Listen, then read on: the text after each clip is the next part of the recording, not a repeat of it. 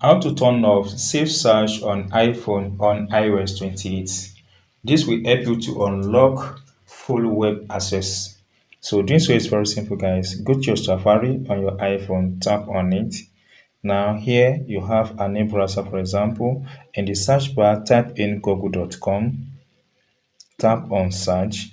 It comes up like this. You can see that here I'm on the web version, so you may likely change this to mobile version if you wish, but let's try and zoom out and come back to this place. Tap on your profile icon here.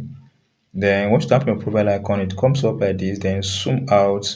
Then you see this one that says save search. So tap on it. Once tap on, guys, then it comes up like this. Then zoom again and do what? Turn it off. So that's all, guys. You've been able to turn off save search on your iPhone on iOS 26. If you get this tip and have not subscribed, please subscribe for more updates like this.